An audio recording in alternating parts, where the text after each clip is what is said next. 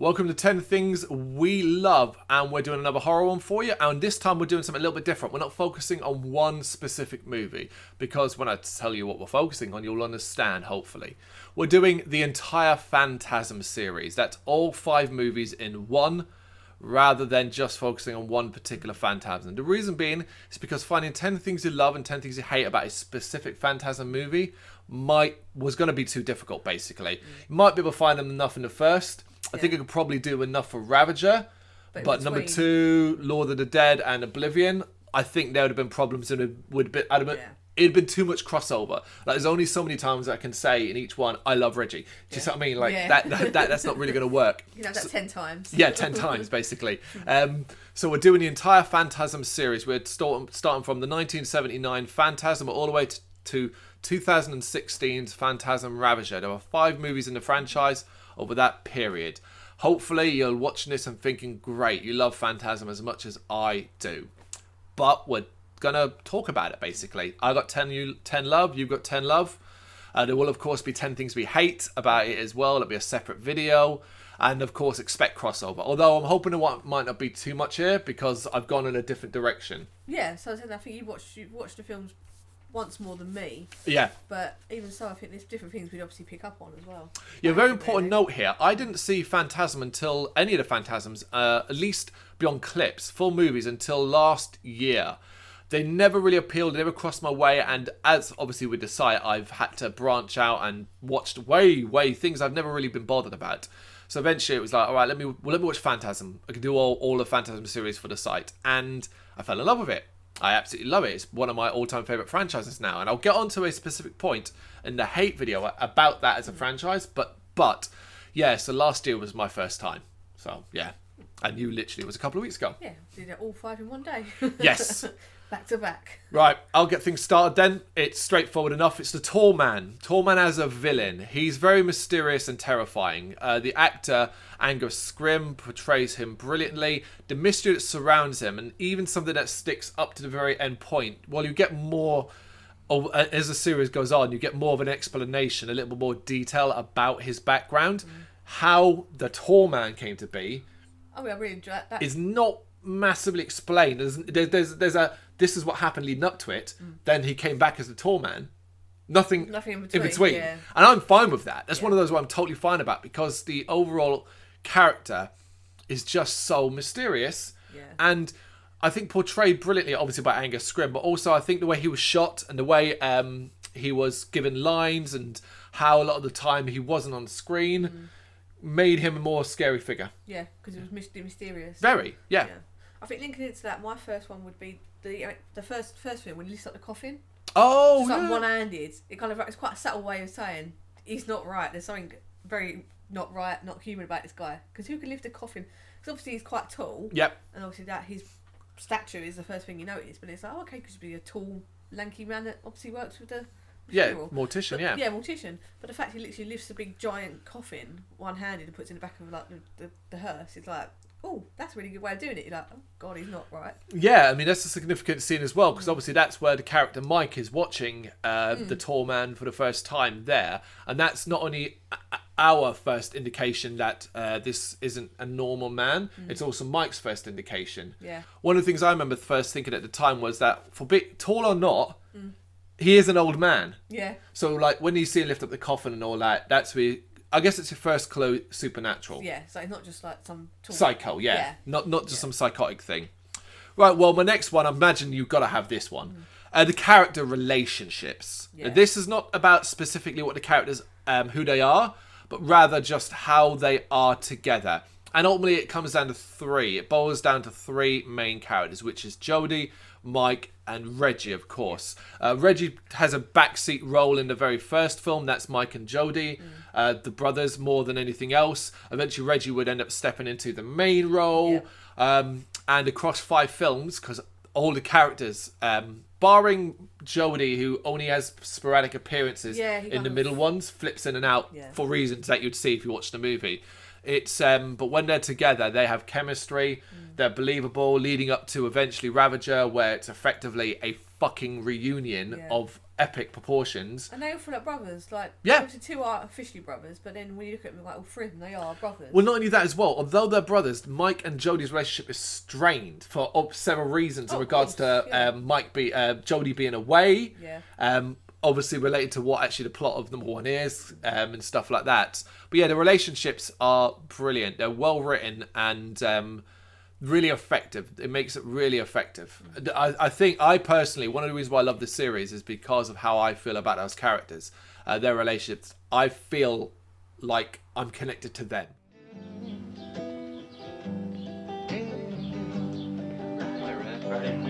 Yeah, working on it.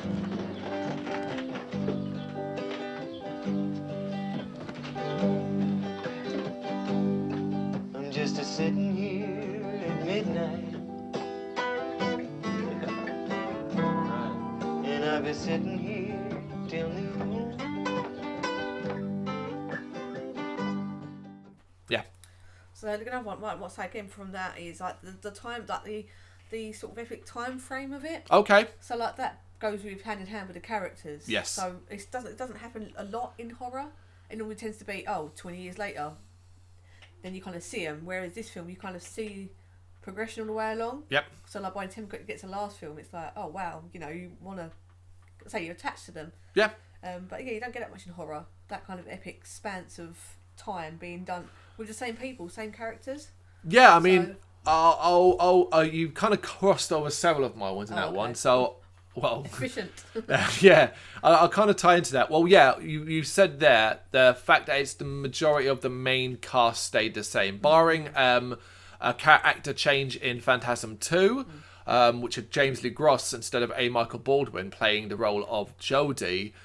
But except for that, everyone stays the same. A. Michael Baldwin comes back for the 3rd film, 4th and 5th. Reggie Bannister continues to play his role. Atticus Scrim plays the tall man. It's basically the same all the way through. So you are seeing, in the case of, I guess most obviously A. Michael Baldwin's Mike, he starts off as a kid in the first Phantasm and ends up as a 40-plus man in Phantasm Ravager. It's bizarre. It's good. It's nice. And you are right. It is like an epic, and this is where I tie it into this story. Overall, the story, how really wacky and how vague it is a lot of the time, but it doesn't ever feel like it matters because time and space, the Phantasm world, is a mess.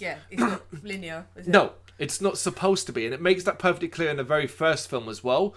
That there are alternate worlds, alternate timelines, and that when you might say pass between 2 of the pillars, who knows how many years will have passed? Yeah. Which also helps explain the time gaps between movies, whether it be the gap between 1998 and 2016. That's the gap between Phantasm 4 Oblivion and Ravager.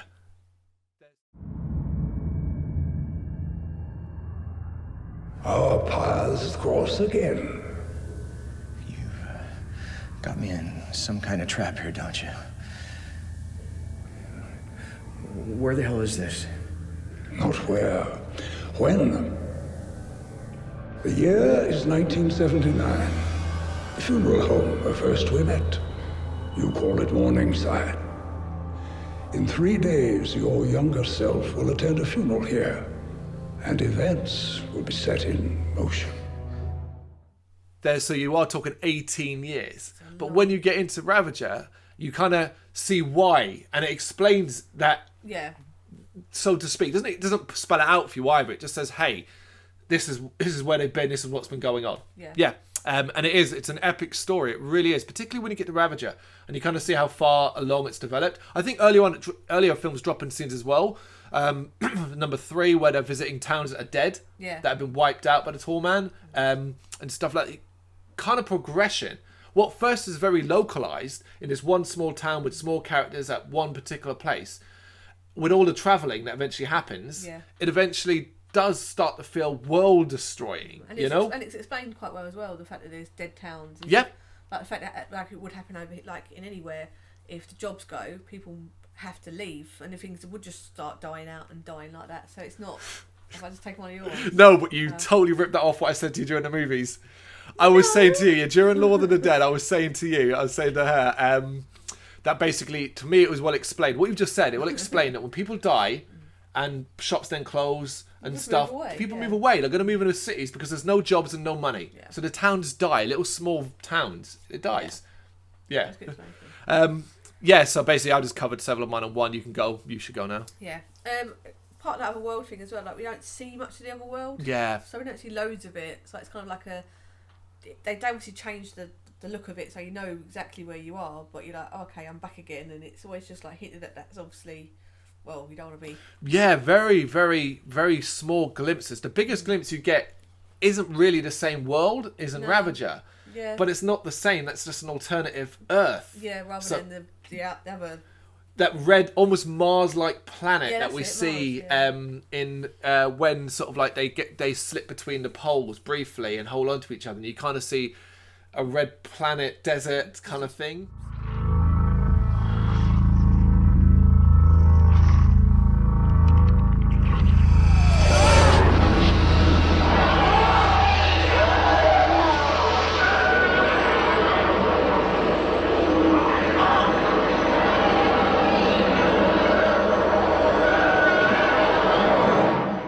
Yeah, it looks barren. I got the impression like it was uncomfortable sounds and like, you know, it would, it's just enough to kind of go, oh, okay. Yeah, never expanded upon, but never felt like it needed to either. No. You know, it just was. Yeah. Yeah. Go again because I've got.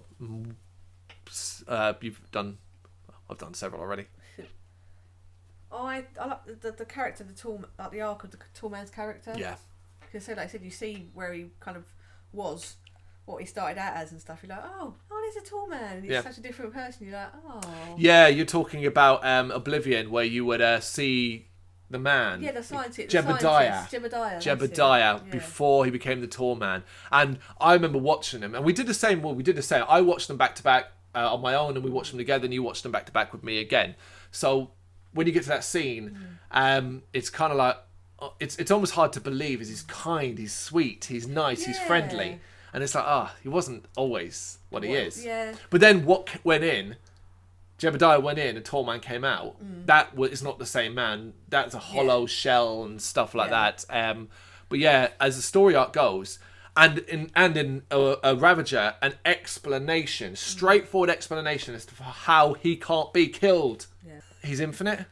Oh yeah, it's the whole thing of it, isn't it? It's infinite. That's the whole thing. Is infinite. One dies, one just steps back out, and it shows it in a scene where one steps out and throws the old body of the previous tall man into the gate. Yeah. You know? Yeah.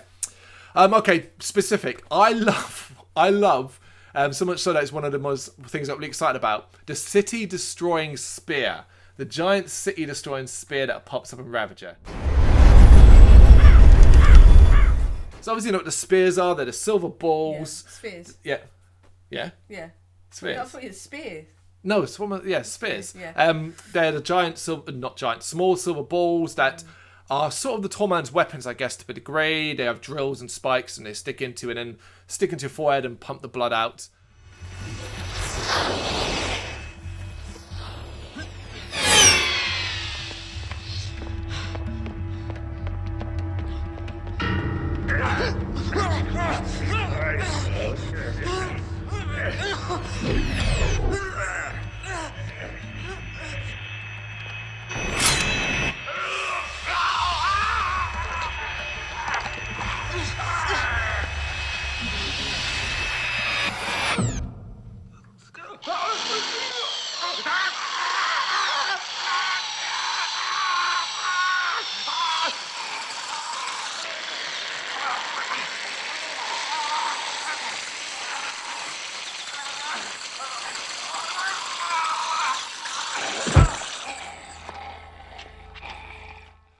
That's what the majority used for, but Ravager added in a giant one with a red laser that was basically a floating Death Star destroying cities. That was pretty cool. Upgrade. Yeah, I thought that was fucking awesome. Yeah.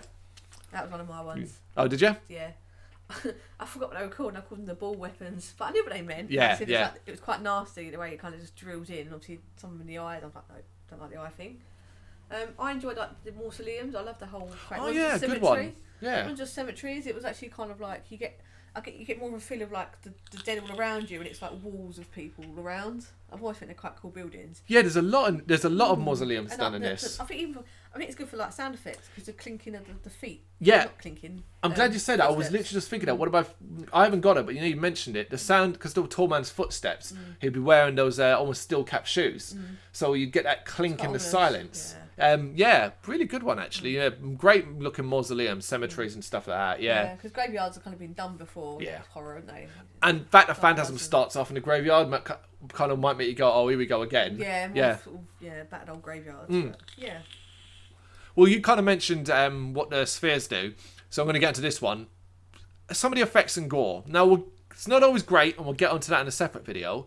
But when it's done right, it can look great in this. We've talked about the spheres and the blood pumping out of the head kind of thing. Love that effect. Really, really nasty. But one of my favourite effects actually comes in Phantasm 2, and it's when Mike goes to find his psychic friend Liz, and he finds her in the basement, and it turns out to be a dream, and he pulls the cover off her, and her back's cut open, and there's this creature thing that's supposed to look like the tall man. Yeah. It's a practical effect, like an animatronic practical effect. That, don't we? So. Fucking hell, is it gruesome as hell, but that effect is fantastic.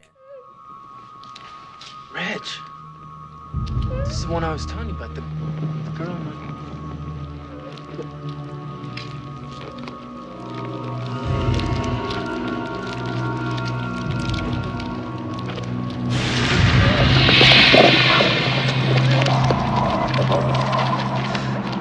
Play a good game, boy. Come east if you dare. Get the fuck! But yeah, it's not what I love about it is that it's when it's gory, but it's not all the time. It's very sparse. Yeah. It'll be nothing. In fact, the first film there's nothing for ages until the very first ball, and then it's like, oh shit, that's really graphic with the drill in the head and the blood pumping out of it. Yeah. And say Lord of the Dead is the third movie, for example, for effects. There are kind of cheesy zombie characters in that, so to speak. Oh, but the effects in them look great. The makeup. They're sort of like a band of... bad guys, yeah. The effects in them look great to make up, yeah. The road trip you took along with, the road trip part of it, you kind of get to know Reggie's struggle. Oh yeah. Like you really follow him along, and like I've probably mentioned another one, but like he really get to bond with his character. I think that's good because I think overall he is the strongest personality wise out of the three, which is obviously the best one to kind of have as your. Well, it's probably why he took up a lead, isn't it? Yeah. I agree with what you're saying. In fact, I won't tie it in mine because I haven't got it, but well, no, actually, I will. Fuck it. I literally have 3 words: Reggie fucking Bannister, which is the actor, but who also plays the character Reggie. He does step into the main role, and that's a good thing because he's incredibly likable. Incredibly likable. Even when he's being a little bit sleazy and stuff like that, he's incredibly likable. He's got good dialogue, good lines. He's a good actor. But we also share the journey with him more than anyone else. And that's because, I guess, he's the only one that could have been. If you think about the character roles for how it goes, how the films progress. Yeah, it has to be someone constant, because no one else could have been constant for the story as it was put together. Otherwise, he gets plenty of sidekicks as well. Some memorable, some not so much, and that's fine.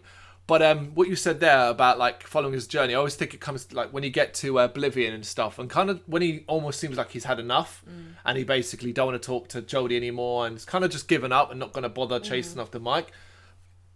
But inevitably changes his mind because they're his fucking family. Yeah, you've got to keep going. So he's going to keep going. It's over 5 films. It's a great character to follow along with. Yeah. Right, that was one of mine as well. So go again. So I went for, well, I'm kind of like, because we crossed over. Oh yeah, the sense of love between them all, and how they kind of get linked into Reggie. So there's the sort of sense of love and stuff. So it's kind of quite subtly done. So there's no like big, silly, cheesy scenes. It's all quite nicely done, like it would be in real life. So there's no kind of epic declarations or sort of silly scenes. It all just seems quite I like the guitar thing. That might be Jodie in the car, things like that. That motherfucking moment you just mentioned, it gets chills on my bodies where we see what could have been. Yeah. And it's a scene where they're older and they're sitting around the car and playing the guitar. Yeah. Oh, it's really heartbreaking. And it does, like I said, if you invest in his character, shit like that kills. Yeah. And you are right in that sense. I believe the love was there amongst actors as well. And I always go to Ravager for this, and it's the reunion of Mike in the other world and Reggie when he's been rescued from the deathbed. Yeah. The look on Michael Baldwin's face, Mike's face, I'm 100% convinced. I hope that was the first filming scene they did together. Real reaction. So you've got that real feeling of like, yeah, we're back again here. Yeah. 2016. How many years after? 79 when they first filmed together. Yeah. 2016. You know, I did an Instagram or Facebook post about Phantasm where I chose select pictures from it, I think, and one of them was from 1979, which is the three of them, very, very young. Yeah. When they first see the tall man's the pillars, the gateway. Yeah. But yeah, it's. I find it incredibly emotional. Yeah. Okay, so one of the things I love is how it all ties together by the end, thanks to unused footage and B-roll. And when we got to Ravager, they filled in a lot of the blanks using footage that was not seen in the original, which could have only been B-roll or unused footage. Yeah. That was fucking... If you ever need a reason to make sure when you're making a movie, film a shitload of B-roll, it's for reasons like this. Yeah. Stuff that didn't need to be fit, like Mike stealing an ice cream. Jodie, stealing an ice cream. Not Jodie, Mike. Yeah, you get confused, yeah. Mike stealing an ice cream from Reggie's truck. Wouldn't have needed in the first film at all. No. But it was there, footage filmed, used, because it's them from that era, filmed as that style, added to show history and events, and add more weight to why it's been a fight across time and space against the tall man, the war, so to speak. I love how it all tied together. I love that absolute just completion. I'm not going to touch upon the ending just yet. Not part of this one. That'll be the last thing I talk about. Oh, that was kind of coming up to my... Then save it for the last and we'll discuss it together. Yeah. Okay. So that was my... I'm coming up to that one now. Has you got one more? Yeah. No, that's coming up. My one is the one that we're going to kind of both agree on then. Right. So then I've got one more before we get to the ending. Yeah. So basically, the ending is the ending. One of the things I love is how each one fits the era it was made in. So Phantasm has a very 70s look. It was 1979, late 70s, but it's got that feel, maybe touching upon the early 80s. Phantasm 2, which is more practical effects and more, I would say, outlandish story. Yeah.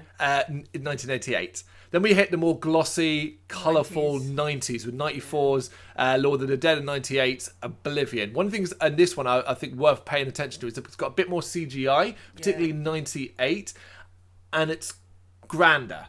Now, if you think about the final scene of, Lord of the Dead, where Reggie's held up by all the silver balls.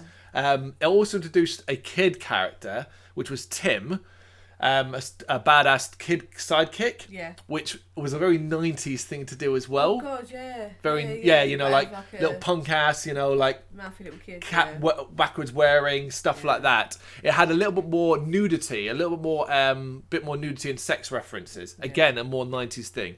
And 2016 for Ravagers, which was, again, I tie into the more low budget area where you can make a movie for a lot less money. Yeah. And that's where Ravager comes into play. But, last one, yeah? Yeah. Last one. The ending. Yeah. It's got to be the ending. Yeah. I bigged up this to you. I said to you that the ending was one of the things that almost had me in tears because of how it is. Now, it's... I don't want to... Ultimately, we're going to do spoilers because we've been talking spoilers all the way through. This is a spoiler video. Yeah. Don't watch it if you don't want spoilers. But ultimately, this wraps up in several different worlds. Yeah. Showing... and it does this throughout Ravager, where it flips between worlds in this really impressive way, where Reggie always waking up from one to the other. Yeah, like you kind of imagine it would be from different... Yeah. Yeah. And one of these worlds is him basically suffering from dementia in a home where... Mike's been visiting him and listening to the stories he's telling, without believing him and things like that, and that's one section of the story. But on the other, we have the war with the tall man in the alternative Earth. That is the red coloured, all out battle. The world is pretty much destroyed. Yeah. And it's those two that tie in together by the end, as there is actually a kind of crossover where it seems to suggest that neither one's real, but neither one isn't, if that makes sense. And we get a kind of crossover where Reggie's almost trying to escape the home, and he sees Mike in the other world, kind of encouraging him. Yeah. And it ends up leading into two parts where one, Reggie in the home world, the world where he's got dementia, is dying in bed as Mike and Jodie sit around him. Yeah. This wonderful music plays as takes his final breaths. And the other is Reggie with his gang again in the tall man's war-ridden world, driving off in a car. Yeah. And there's the two endings. Yeah. And it is fucking incredible. Because it feels right as well, for the whole idea of epic worlds, and there's not just one. Like I say, there's not just one of the tall man. Yeah. There's not just one world. There's all these different gates. Well, the film has it, doesn't it? It shows like infinite little gate posts. Well, one tied into the original idea. This is what could have been. You were an old man who died surrounded by your friends. Yeah.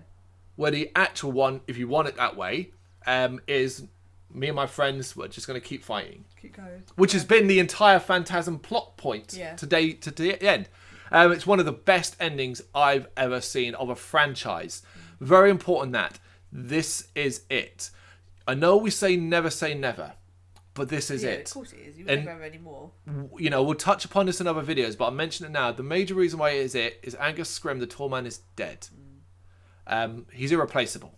He died just after, didn't he? He died before the movie was released. Yeah. But you got to see it, though. I read that you got to see it. Good. That you saw the footage, But so basically, if you want, go watch these. This is an encompassing 5-film, beginning to end. And hopefully, listening to us, you've got that excitement and seeing our excitement and interest in it.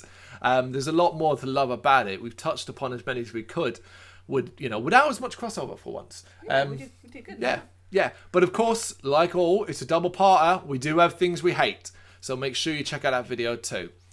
Thank you for watching. Let us know what you think in the comments, of course, if you're a fan, if you agree or disagree, and of course, suggestions for what we could cover. Like and subscribe, please. See you next time.